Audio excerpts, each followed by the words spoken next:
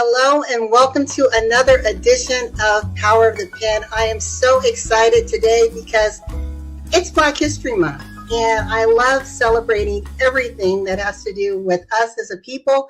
But you know, we celebrate Black History 365, but we know that within America right now, everyone's kind of pausing, at least we hope you are, to understand a little bit more about the contributions that we've made as a people to the American history. And I'm so excited and delighted to have none other than the amazing Poet Laureate, Mr. Hank Stewart, joining us today. Hank, how's it going? Thank you. It's good. It's good to see my friend again. So it's been a while since we've had this opportunity to chat. So thank you for allowing me to grace your presence and your platform, because I'm sure you could have had anybody in this chair today. So thank you. Thank you so much. Well, I want to tell our audience just a little bit about who you are in case they don't know. You are an Emmy Award-winning, best-selling author, Poet Laureate. You are an author who has written not only your books of poetry, but you've co-authored best-selling books. You're an activist. You're a philanthropist, a humanitarian, and a motivational speaker. You have a nonprofit where you are pouring into the next generation, and you have a power and passion for the written word as well as the spoken word. Your talents have afforded you unique opportunities to recite your work to the mother of the civil rights movement, Ms. Rosa Parks, and to the former First Lady, Michelle Obama. And you've written commercials. I mean, we can go on and on and on, Hank, because you've done just so many amazing, wonderful things. And your story has not yet been completed, right? Well, let's go back and also include you in one. Remember the breast cancer piece that I did as well? You were on the CD that I did. So yeah, it is just mind-boggling. And I'm glad that we're talking today. I'm celebrating within my 30th year as a poet. So I'm in the 30th year right now. So I'm really, really excited. You know, it's funny because when I look back at my past, I'm pleased. And when I look in the future, I'm excited. That's probably the best way to say it. Looking in the past, I'm pleased. You know, you look back and sometimes you don't like what you see. There's a lot of positives when I look back, right? There's a lot of growth. There's a lot of things that were accomplished. But when I look ahead of me, I get really excited because there's so many things to come. I love that. And I'm going to steal that quote. And we think about Blacks in poetry, and I just, the ones who I've celebrated, I look at you and I put you right up there. I think when we look back, when the world looks back 40, 50, 60 years from now, they're going to be talking about the works of Hank Stewart. I truly believe that. Nikki Giovanni, Maya Angelou, Paul Laurence Dunbar, Amanda Gorman, Hank Stewart, Langston Hughes, Hank Stewart. Wow. You know, it's amazing. And I want you to just talk a little bit about what is liberating about poetry, because with poetry, you've been able to talk about some pretty racy things, from sex trafficking, human trafficking, to breast cancer awareness. How has it allowed you to just be free in your voice and your expression and making that impact around the world? That is a phenomenal question. Poetry is that one thing, seems like, that, LaWanna, it gets on every platform. It's at a wedding. You know, somebody might want someone to recite at a wedding. It might be at a funeral. Somebody writes when a baby is born, when someone transitions, someone's graduating, somebody's in love, somebody's angry. Poetry is that one thing that seems, you know, even when, and I always think prayer is always appropriate. But there are places where people say prayer is inappropriate, but poetry is, you know what I mean? So it has an opportunity to find platforms that, you know, that just a lot of things won't. Singing is out. I love music, but sometimes music doesn't hit the spot at a specific program, in a poem, you know, on the back of a program, you know, if somebody's, you know, graduating or something, there's a poem that's dedicated to them. So poetry there seems to be no place in which poems and poetry does not fit. And so that's the beauty in it. When I talk to a lot of my mentees, and they say they got, they have these mental blocks, and they have writer's blocks and all of that. They can't write, and I'm like, woo. Because for me, there's so much to always write about. I mean, love, spirituality, historical. We're in some interesting times right now, and there's a lot of subject matters to address and to talk about and to document these times. One of the things that I love about Marvin Gaye, he documented with, hey, what's going on, brother. His songs were documentary. And so. Poetry has an opportunity to do the same thing. Langston Hughes, Maya Angelou, we're still reciting Maya Angelou's poems, and Nikki Giovanni, Ego Tripping, and we still sing James Weldon Johnson, the National Negro Anthem. Poetry has a way of fitting in every platform. I totally agree, and the one thing when you were sharing the different platforms, it seems like there's like this collective unity of emotions when you're listening to that person reciting. It's when you're reading, right? The words are flat, and we tap into the feeling of the writer. But when we are perhaps even reading it, but then hearing it, and I'm going to ask you if you can, please, before we end, recite a little bit of one of your poems, just so individuals can get what we're talking about, because it has a way of just, I don't know, it's like almost connecting you with the voice. Does that make sense? Meaning the listener, it's connecting me with you. Well, one of the things that I've always tried to do was to write pieces that are not time sensitive. Right? Because, so many pieces that you hear in poems, you knew they were written in the 60s. Now, we just talked about Maya Angelou, A Phenomenal Woman. That poem is transcend time. Marvin Gaye, Hey, What's Going On, is transcend time.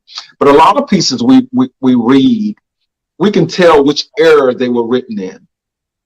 And so when you get an opportunity, I try to write in a way, LaWanna, that it's not time sensitive. It cannot document. It fits the moment. And so when you're looking at a specific gift to give to a girlfriend, one of your closest friends, you say, oh, you know what, Hank, I want this poem, I want to give this to my girl. She's truly it. I've had guys, I've had female friends of mine come, and it's really funny. A guy was trying to mac and said, look, I read this poem, and I think this poem is you, and give them one of the poems that I've written, and they laugh because they know me.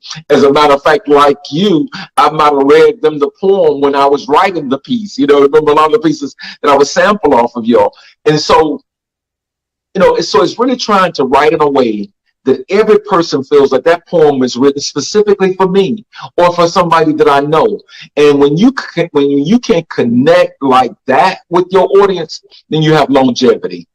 When you can write in a way that children and seniors can come and listen to your poems, and everybody in between, like the Christmas songs from 8 to 92, when everybody can come in the room and feel themselves in the work that you're reciting, then I think you have an opportunity, or your work out with you.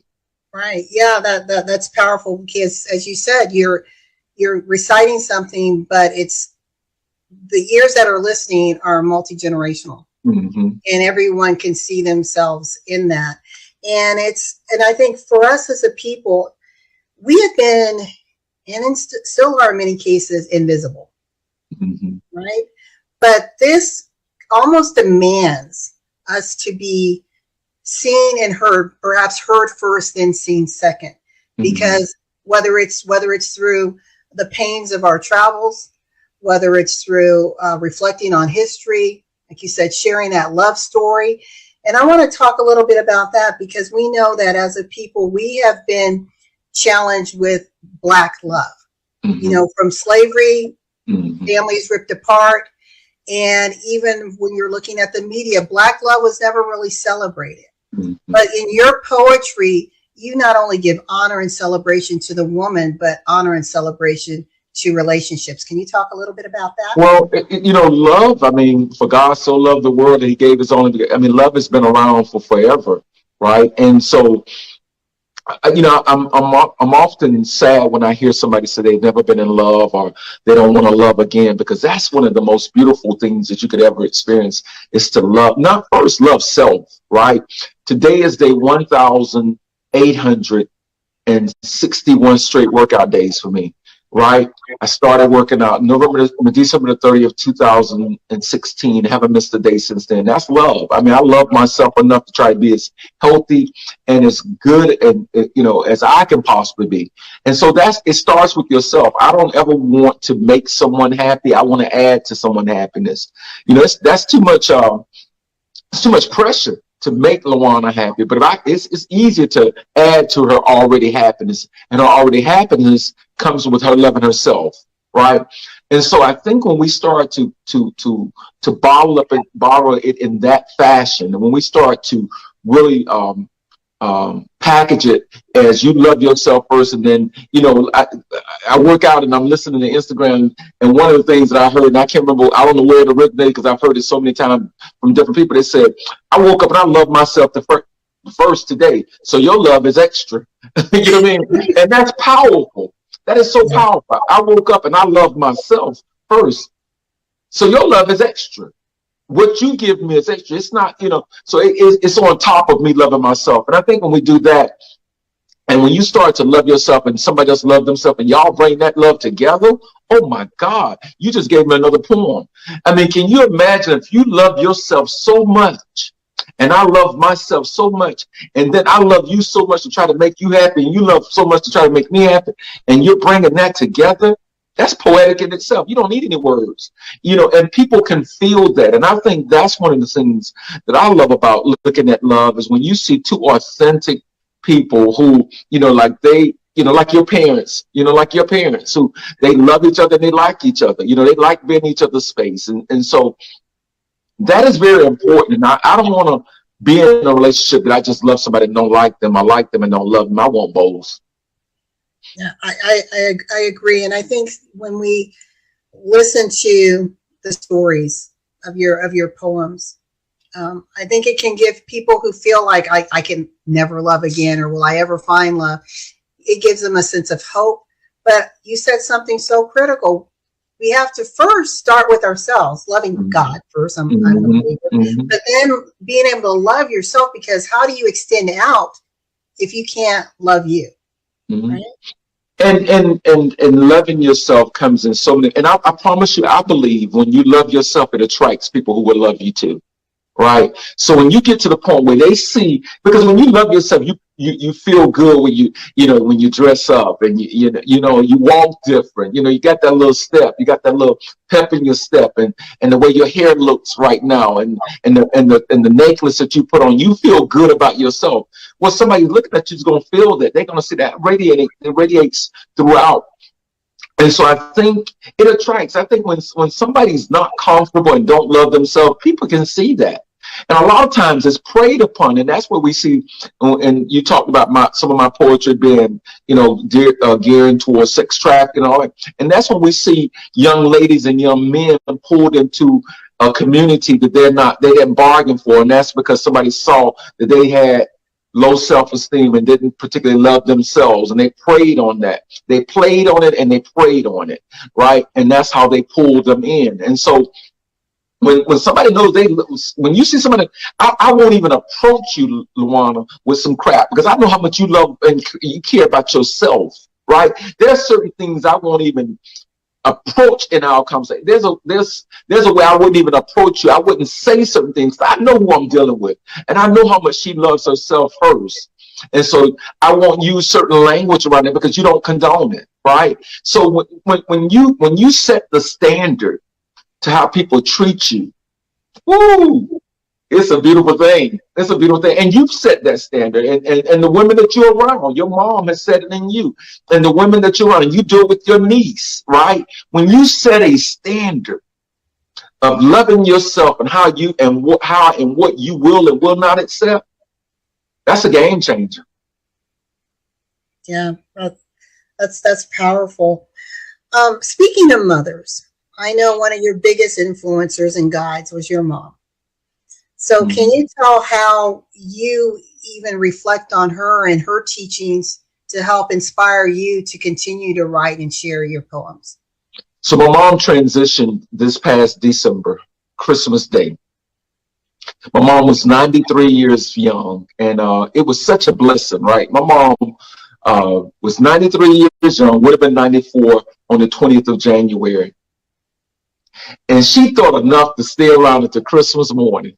And she thought enough to bless us, and she transitioned in her sleep. She was not sick. We were not running her back and forth to the doctor.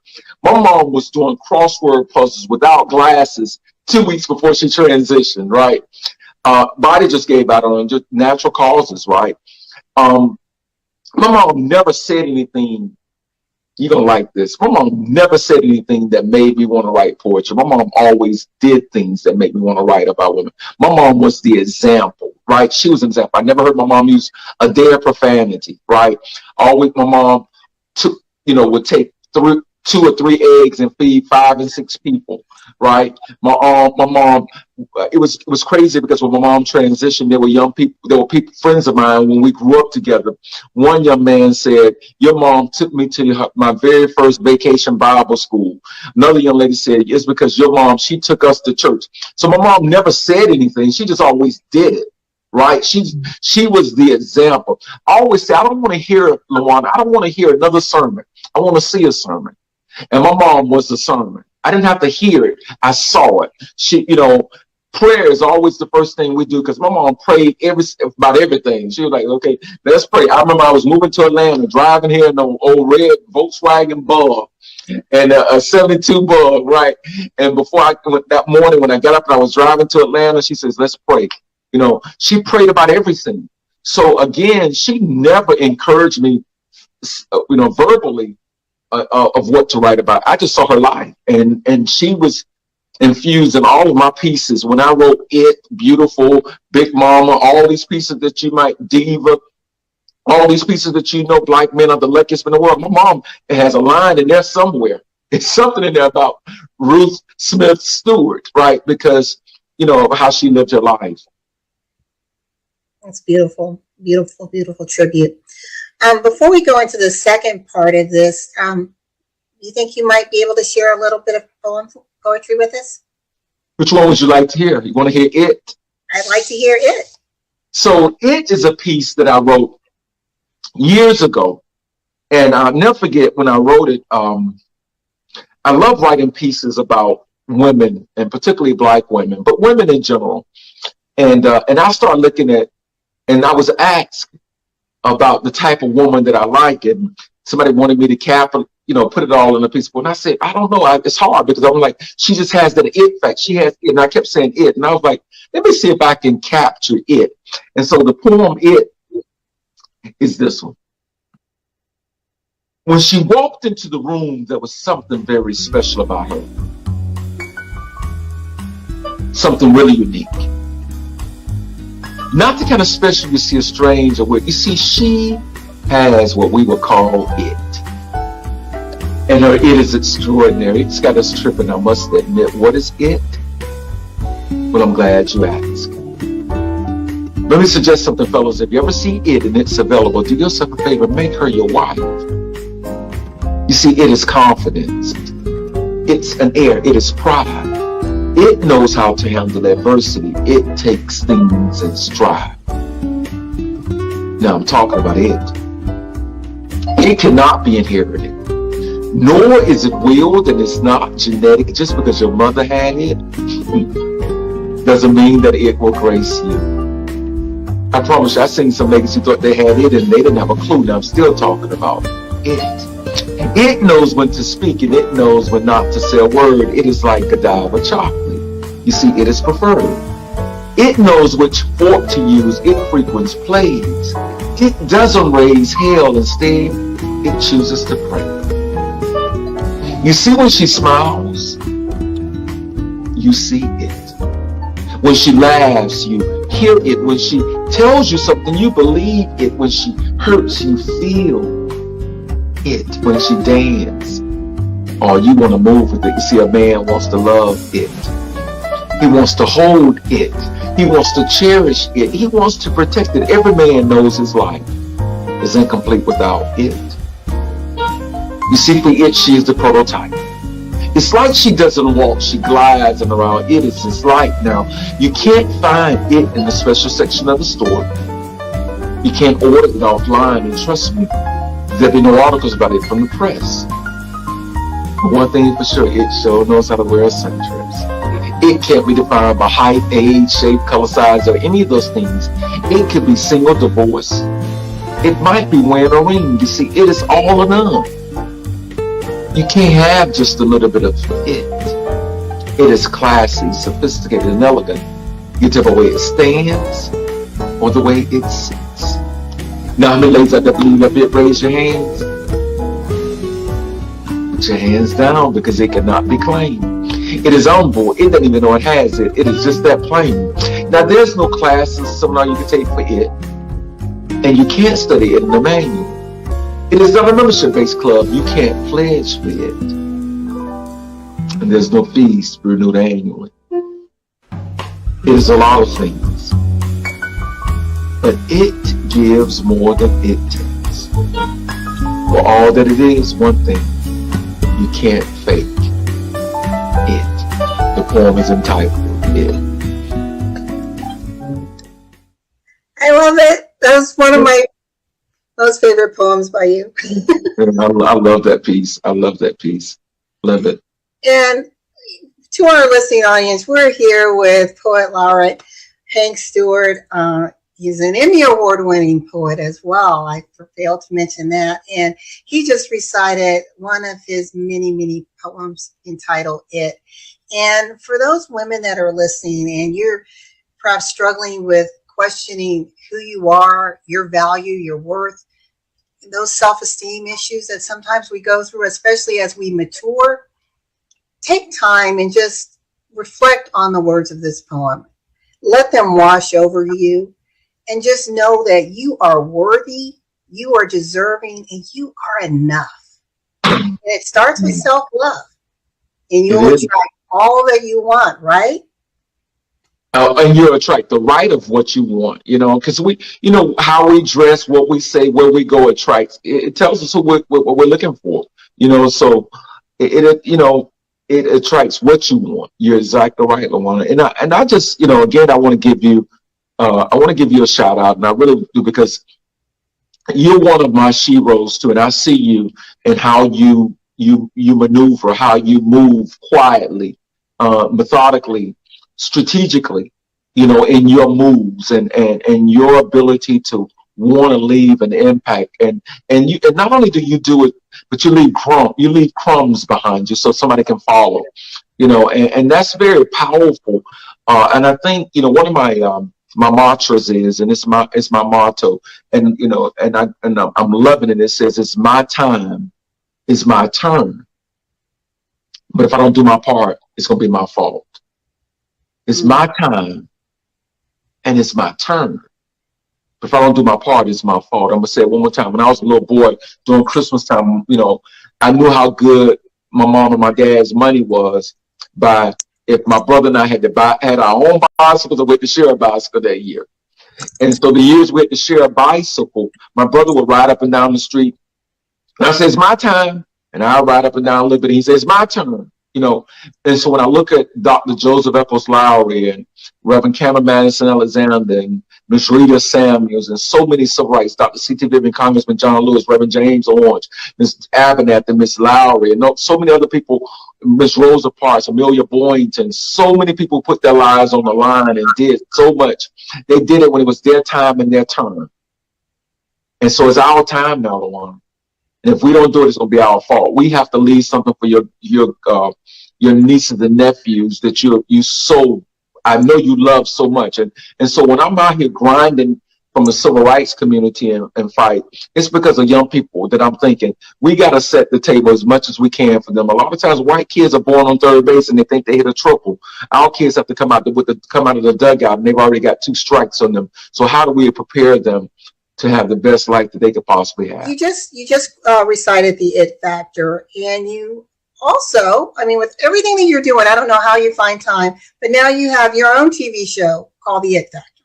Mm-hmm. You want to tell us a little bit about that and what you're doing and what you have planned for 2022? So The It Factor is a piece that AIB, a station here in Atlanta, piloted. They wanted me to come in and do something with them. And so we are in our 5th season of doing a show that is loosely based off of the poem that I just read to you. And so we've had some phenomenal guests from the late Tommy Ford to Dr. Janetta B. Cole, the former president of Spelman and Benedict College. We've had the national president of Delta Sigma Theta, Tommy Dortch, the national president of the 100 Black Men, and but we've had some musicians, Glenn Jones, and all these folk, and I've had Judge Hatchett and Judge Penny, and I've had some young people that I've interviewed, and so really what I do is I look for those people who I see that there's something special in their eyes, right? There's something special about their walk, right?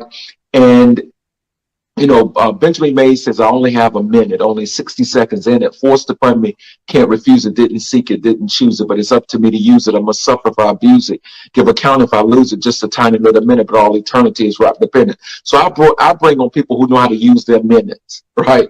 Who use their minutes wisely, who use their minutes to give, and who use their minutes to serve. Dr. King says, if you want to be important, wonderful. If you want to be great, wonderful. If you want to be recognized, wonderful. But recognize he or she who's greatest among you should be a servant.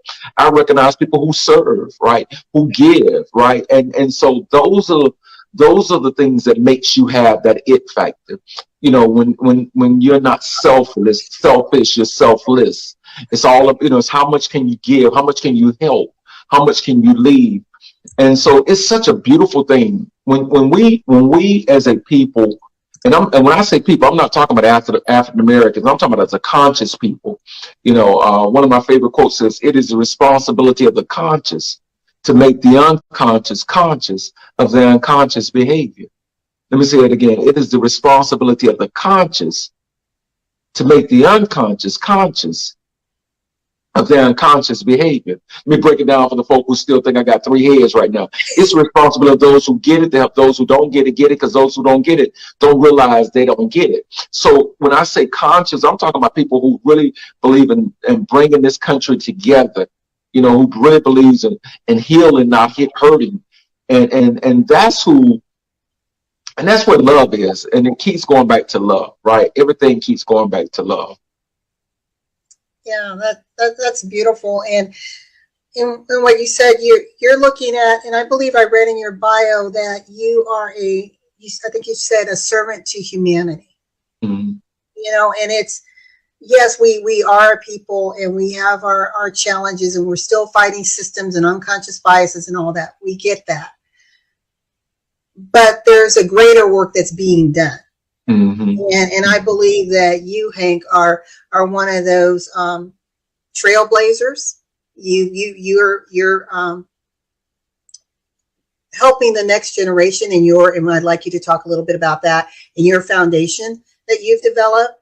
But you're also a banner waver. I mean, there's some profound and provocative things that you were translating through poetry that if anyone just heeds it and leans in, they're going to be compelled to act, compelled to do something about, especially those causes: sex trafficking, human trafficking, domestic violence, breast cancer awareness. I mean, we can rally around this in our own lanes and make a ripple around the world to create that sustainable change.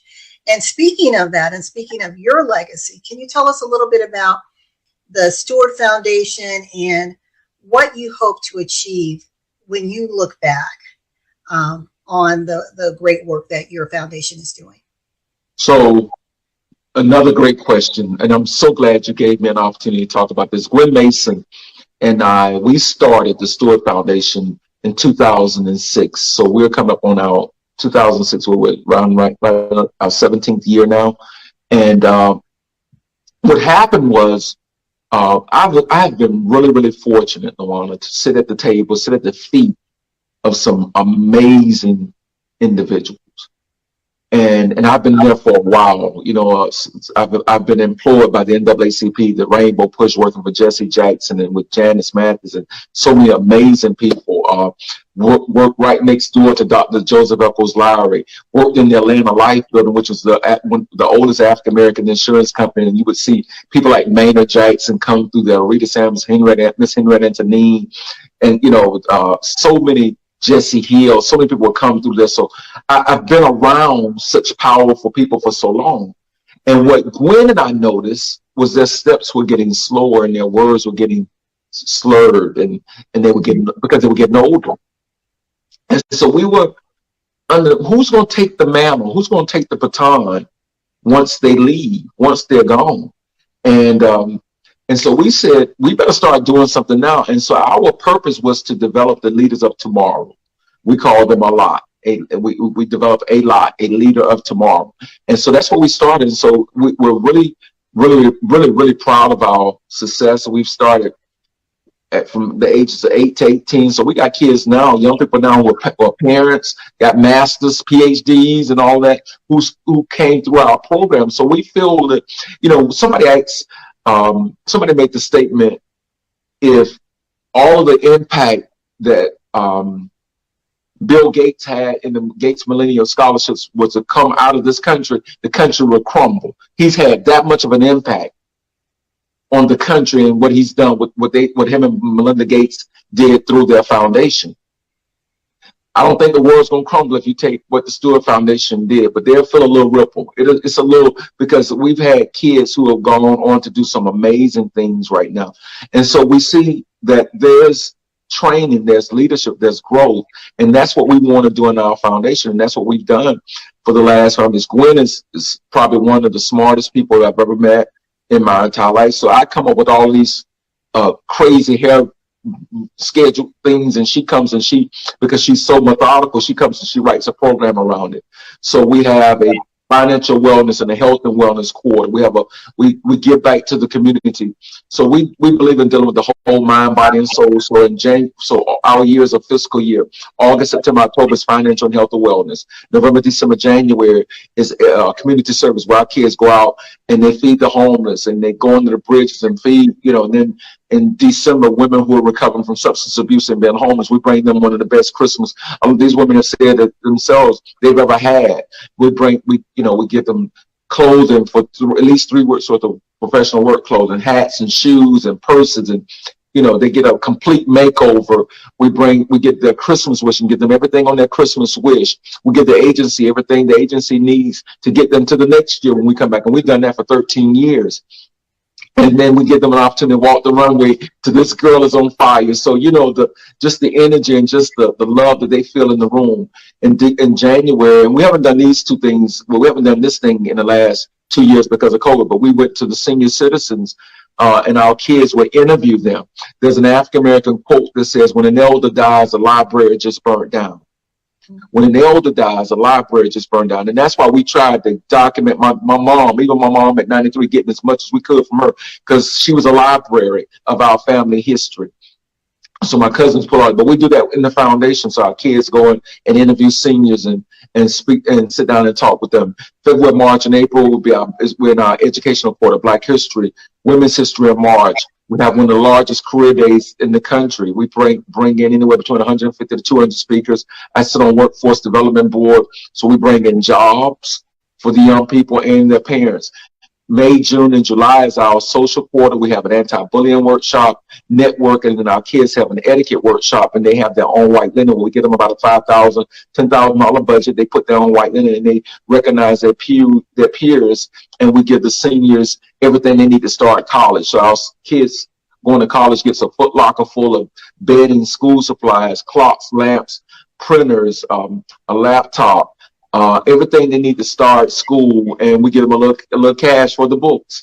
So I sit on several boards. One board is called the Golf. It used to be the National Juvenile Defender Center. Now it's the Golf Center. And it's to make sure that every child that goes before the juvenile court system has fair and competent representation. So I sit on that board.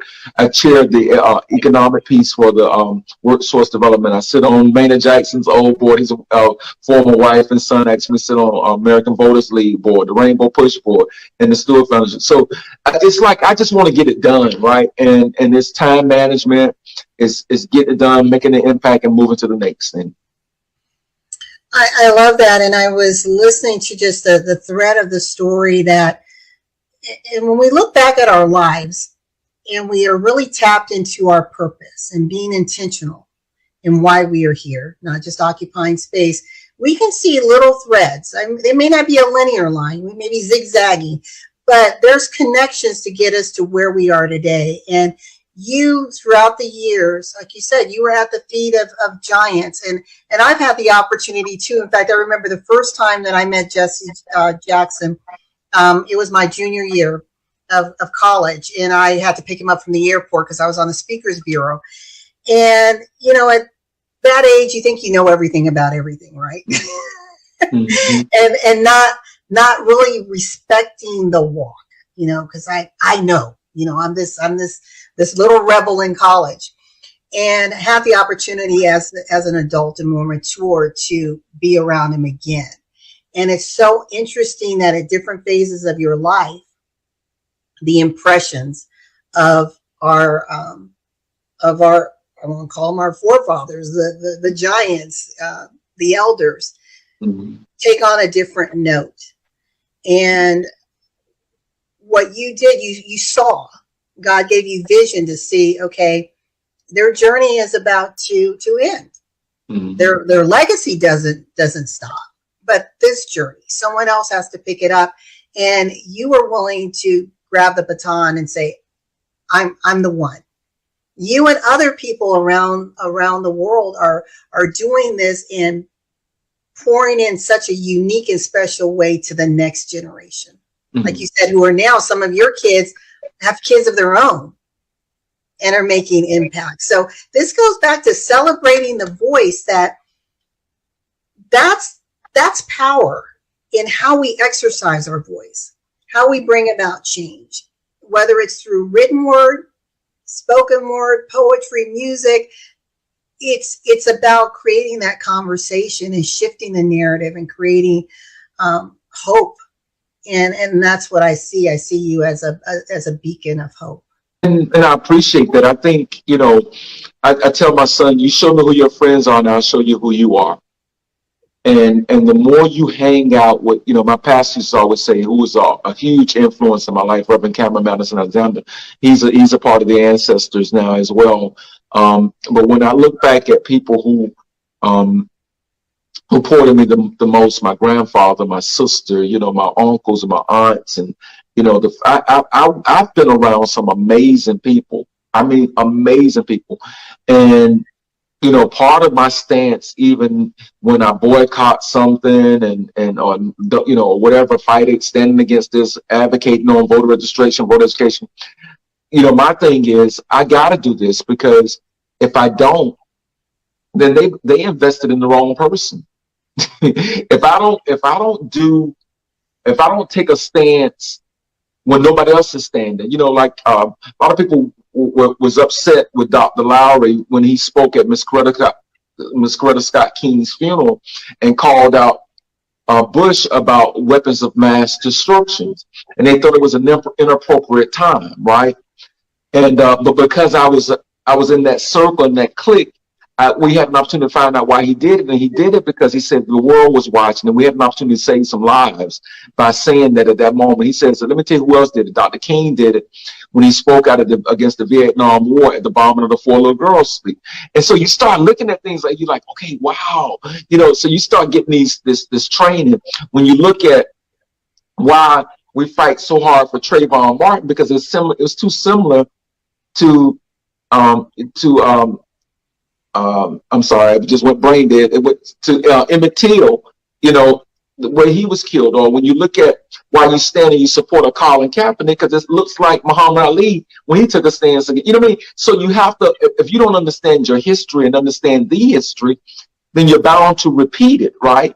And so it's not so much that you just hanging in there and want to be radical. No, it's like these dots are connected. Like you said, there's a thread here. And so for me, and I don't push this on nobody, not even on my son. I just try to be the best example I could possibly be in front of him, right? And really all the time. But for me, because the journey that God put me on, it's hard for me to sit there and watch a football game when I see how a man was treated, Colin Kaepernick, for taking a knee for me and my son and for you and your nieces and nephews, right? So, so it's when you've been around a Cameron Madison Alexander, when you've been around a Dr. C.T. Vivian, a Congressman John Lewis, right? When you've been around a Rita Samuels or Miss Evelyn Lowry, when you've been around a Barbara Alexander, when you've been, and I'm dropping names because I want people to understand. You heard and you read about Amelia Boynton, and you have another mentor by the name of Dr. Thomas Nathan Tower, who's the very first law professor at Northwestern University, but was a legal man behind Operation Push. When you're around people like that, Val Archer, Tuskegee Airmen, then how the hell you not stand for something? How do you cannot? It doesn't feel right, LaWanna. Right. It rubs off, and there's a bit of a rebel in you, like John Lewis said. It's about finding that good trouble, right? That good trouble, yeah. And so it's like, okay, and I'm just not that guy. I'm just not that guy who's going to act that way in public when the lights are on, and when the lights off, you do something different. No, it's too complicated. Right, just the lights should always be on in your service and in your giving and in your commitment. Miles Monroe said the greatest tragedy in life is not death, but the greatest tragedy in life is be given life and not know why you're living, not know why I'm living. And I'd much rather make, Dr. Thomas Nathan Todd, another one of my mentors said I would much rather make sense than to make history. Mm-hmm. I would much rather make sense than to make history. He said there's a whole lot of Negroes making history, but we're still trying to figure out what sense do they make. And so that's me. I just want to make sense. I want to do the right. I want to sleep well at night, right? Because you didn't hurt anybody, and not intentionally, but I want to make sense. So what's next for Hank Stewart? Like you said, you're celebrating 30 years. That's amazing. And you're doing what you love. And you're pouring into the next generation. What's next? Well, I have 2 books coming out that I'm working on. What's in the immediate next is I have 2 books. One book is entitled 30 Years of Chocolate, and hopefully it'll be out in the next couple of months. And it's 30 brand new pieces of poetry that some have been written that never came out from 30 years ago to the latest piece that I just wrote called I Accept, or That Spring, That Summer. That Saturday, that spring. And so that's one book. The next book that I'm writing, that's already written and sitting at editing stage, is called I Remember When. And you'll like this one, LaWanna, because I Remember When is 16 stories of people who impact my life. And each story starts out, I remember when, and it talks about my grandfather, it talks about my sister, it talks about, having the opportunity to sit next to Cicely Tyson because I was performing at Yolanda King's funeral. A memorial, the whole story of how I got to perform for Michelle Obama for the First Lady's Luncheon, Congressman John Lewis, Ambassador Young, Dr. Janetta Cole, how the story about Will Downing calling me, asking me, can he recite one of my poems on his CD, Chocolate. So it's some unique stories. So every story starts at I Remember When, and it tells you the story. So it's a bunch of short stories. So I'm excited about that. That's the immediate future. But just continuing to grind, continuing to fight, continue to try to be on the right side of history, on the right side of issues. Praying about that, being on the right side of if you make the right decisions today, you don't have to worry about tomorrow because it'll take care of itself. And you don't have to worry about the past because you're on the right side of history.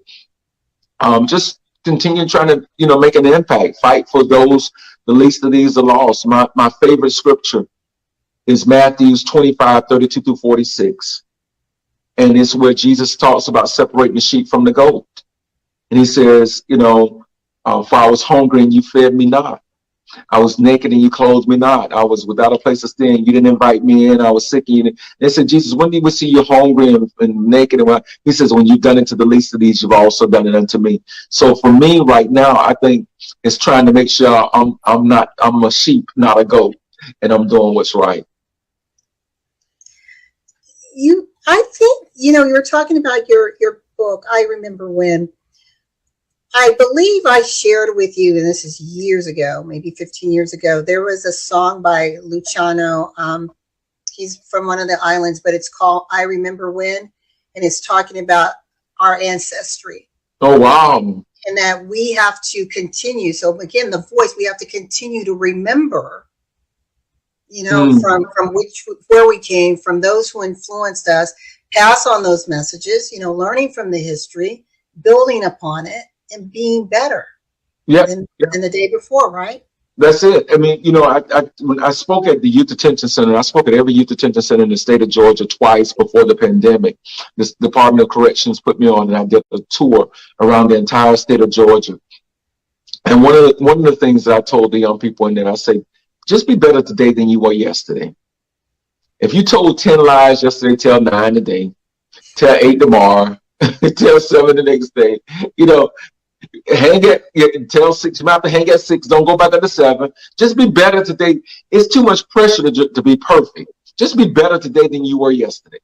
If we do that, then we got a better society. If you're just better today than you were yesterday, our whole society, if everybody just took that philosophy, then you can't be in the same place tomorrow that you were yesterday if you took one step forward every single day.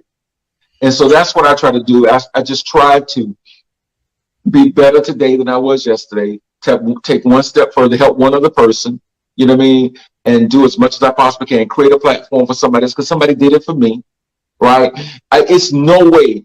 If you look at all the things on that biographical sketch, and there's a lot of stuff probably not even mentioned on that, but it's no way in hell I could have done all those things if it wasn't somebody fighting for me, who was advocating for me when I wasn't even in the room, right? It was somebody saying my name.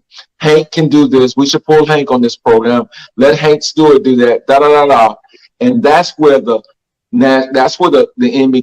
Not one, LaWanna, not one major event that you mentioned that I ever solicited.